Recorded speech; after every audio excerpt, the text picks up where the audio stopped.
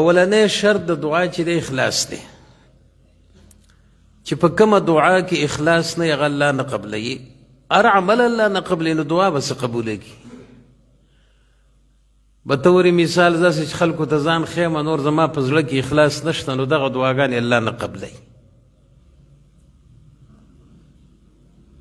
دویم شرط د دعا چې دی هغه دی غلطه دعا الله نه اوري. د ګناه دعا یا الله د اغلا کومه خو بس الله ګوره د خلکو د سترګې ته پټې کو ما له پکې د غلا کولو لارې برابر کړي ته د ګناه دعا وایي. داسې دعاګانې الله نه قبلوي.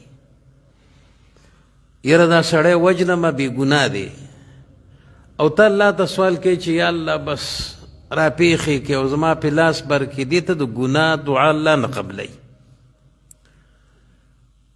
دویم د صلې رحمۍ د کټ کېدلو دعا الله نه قبلوي.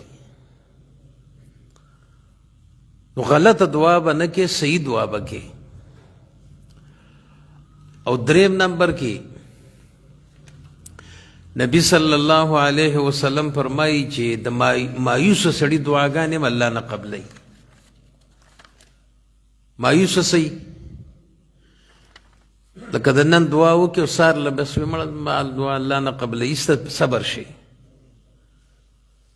نو پیغمبر علیه السلام وی الله ستا دعا قبلوي خو ته دا تلوار مه کوه، تعجیل مه کوه، رسې په لاس کې مه غواړه. دا کله الله تعالی میاشت فیصله کړي، کله الله تعالی کال فیصله کړي. دا الله حکیم ذات دی، الله علیم ذات دی او الله ښه پوهېږي. خو بس ستا دا زاري کیدی شي چې الله ته کال غواړي چې د الله انسان دې ما ته سوال وکړي، زما د عبادت وکړي، ما ته دې وجاړي، نو الله به قبوله کړي. او بل شرط یې دا دی چې د غافل زړه دعا الله نه قبلوي. نبی صلی الله علیه وسلم فرمایي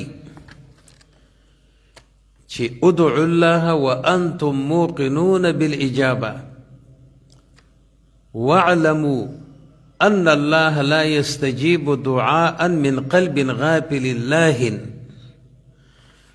د الله نه چې غواړي ستا یقین به صحیح دی.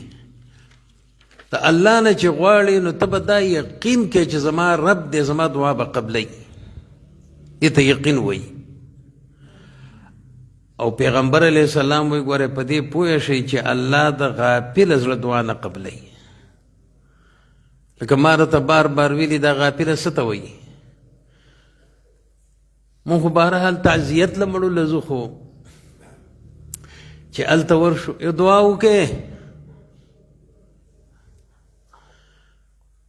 نو که د هغه کس نه یې تپوس وکړو څه دې ووي، څه الله ته پکې متوجه شوې، څه چل وشو، هغه آداب خو نشته. خو زمونږ دا دعاګانې ټولې د غافل زړه دي. یا به طور مثال موږ د دې مانځه نه پس دعا کوو، څه کوو؟ یا الله ما وبخښه، زما مور او پلار وبخښه. الله ته متوجه کېږو نه، خلکو ته ګورو. د غافل زړه دعا پیغمبر علیه السلام وایي الله یې نه اوري، نه یې قبلوي. الله خو ډېر لوی ذات دی او ته الله تعالی ته داسې په غفلت باندې کې لکه چې ځان مستغني ګڼې او ځان داسې لوی ګڼې، نو دغه دعاګانې الله تعالی نه قبلوي.